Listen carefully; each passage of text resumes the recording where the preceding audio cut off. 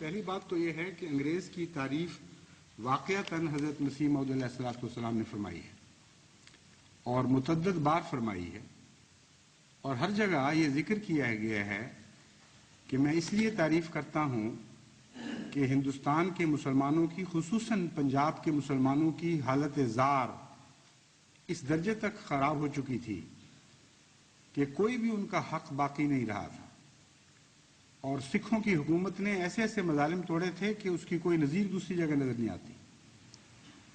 اس جلتے ہوئے دہکتے ہوئے تنور سے انگریزی حکومت نے آ کے ہمیں نکالا اور ہمارے اسلامی حقوق کو بحال کیا۔ یہ وجہ ہے کہ میں اس حکومت کی تعریف کرنے پر مجبور ہوں، کیونکہ یہ سنت انبیاء ہے، اور انسانی شرافت، عام انسانی شرافت کا بھی یہی تقاضا ہے کہ ایک احسان کو احسان کے ساتھ یاد کیا جائے۔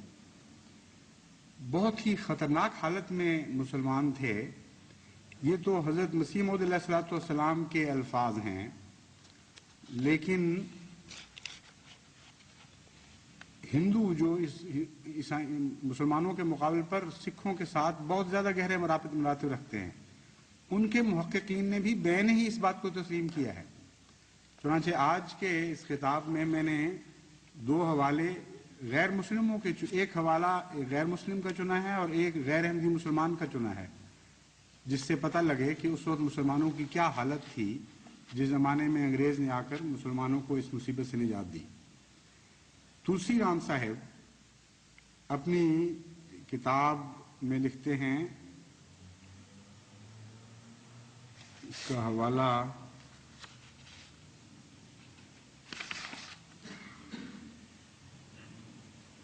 شیر پنجاب مطبوعہ 1872 کتاب ہے تلسی رام صاحب کی۔ اس میں وہ فرماتے ہیں، ابتدا میں سکھوں کا طریق غارت گری اور لوٹ مار کا تھا، جو ہاتھ آتا تھا لوٹ کر اپنی اپنی جماعت میں تقسیم کر لیا کرتے تھے۔ مسلمانوں سے سکھوں کو بڑی دشمنی تھی، اذان یعنی بانگ با آواز بلند نہیں ہونے دیتے تھے، مسجدوں کو اپنے تحت میں لے کر ان میں گرنتھ پڑھنا شروع کر دیتے تھے اور اس کا نام موت کڑا رکھتے تھے، اور شراب خور ہوتے تھے۔ دیکھنے والے کہتے ہیں کہ جہاں وہ پہنچتے تھے، جو کوئی برتن مٹی استعمالی کسی مذہب والے کا پڑا ہوا ہو، ان کو ہاتھ آ جاتا تھا تو وہ 5 چھتر مار کر اس پر کھانا پکا لیتے تھے، یعنی 5 جوتے اس پر مارنا اس کو پاک ہونا، اس کا پاک ہونا سمجھتے تھے۔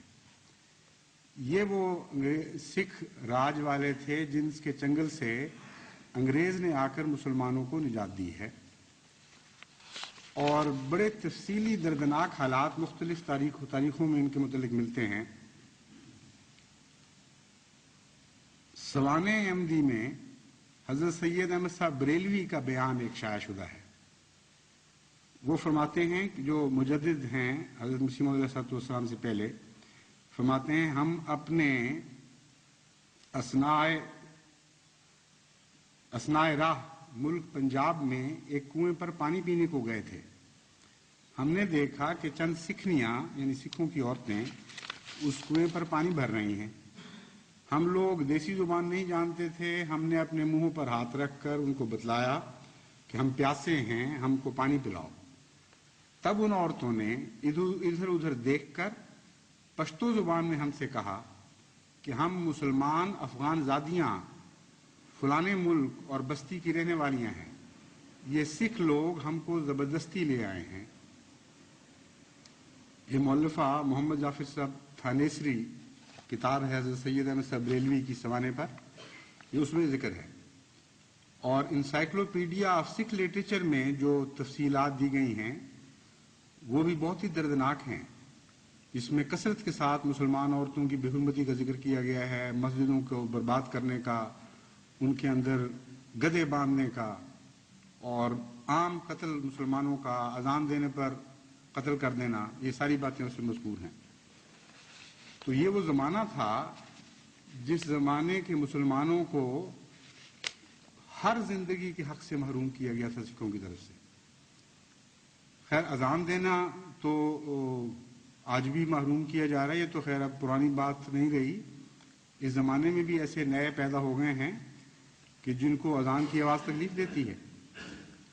اور حال ہی میں ہندوستان کے ایک سکھ نے ایک اخبار میں ایک خط شائع کروایا ہے کہ بڑا لطف آیا ہمیں کہ مسلمان کسی زمانے میں سکھوں کو چھیڑا کرتے تھے کہ ایسی جاہل قوم ہو کہ مسلمانوں کی اذان سے تم بھرشٹ ہو جایا کرتے تھے اور تم نے زبردستی اذانیں بند کرا دی.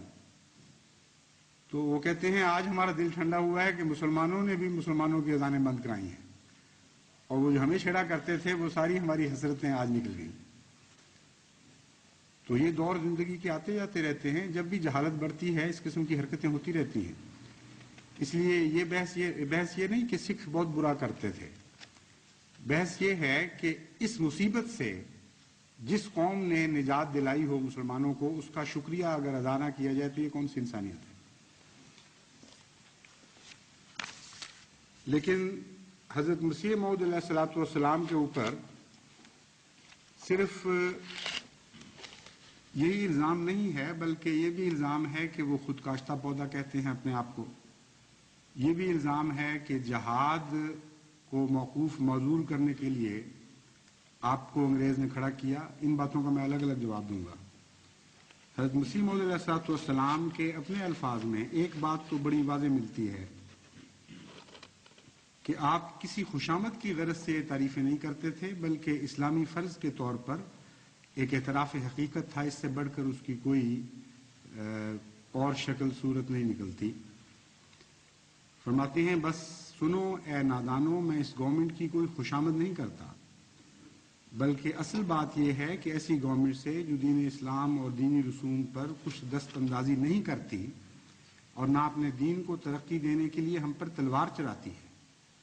قرآن کی روح سے جنگ کرنا حرام ہے کیونکہ وہ بھی کوئی مذہبی جہاد نہیں کرتی. میری طبیعت نے کبھی نہیں چاہا کہ اپنی متواتر خدمات کا اپنے حکام کے پاس ذکر بھی کروں کیونکہ میں نے کسی صلے اور انعام کی خواہش سے نہیں بلکہ ایک حق بات کو ظاہر کرنا اپنا فرض سمجھا. یہ تو حضرت مسیح موعود علیہ الصلوۃ والسلام کا موقف تھا. لیکن وہ لوگ جو حضرت مسیح موعود علیہ الصلوۃ والسلام پر یہ اعتراض کرتے ہیں کہ چونکہ آپ نے انگریزوں کی تعریف کی اس لیے انگریز کا ایجنٹ ہونا ثابت ہو گیا. اب ان کے کلمات کچھ سنیے.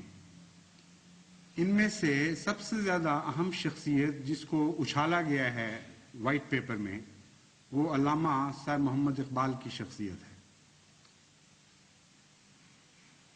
وہ اپنے زمانے میں اس زمانے میں انگریز کو کیا کہا کرتے تھے اور کیا اس کے متعلق لکھا کرتے تھے. ان کے جذبات اور خیالات کیا تھے وہ سنیے. ملکہ وکٹوریہ کی وفات پر جو آپ نے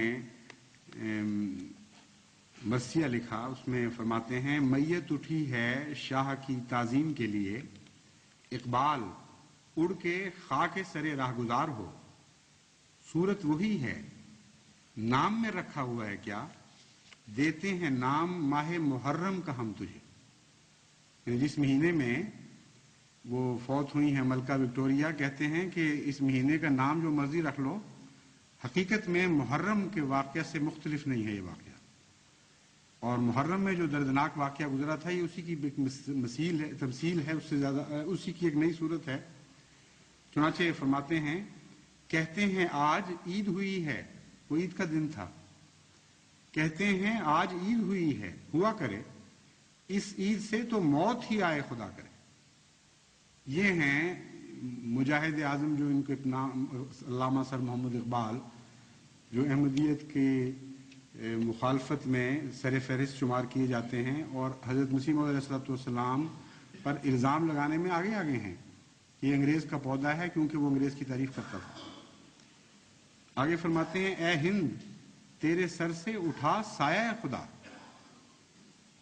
کہتے ہیں سایہ خدا کہا ہے انگریزوں کو. علامہ اقبال فرماتے ہیں تیرے سر سے اٹھا سایہ خدا ایک غم گسار تیرے مکینوں کی تھی گئی. ہلتا ہے جس سے عرش یہ رونا اسی کا ہے. زینت تھی جس سے تجھ کو جنازہ اسی کا ہے.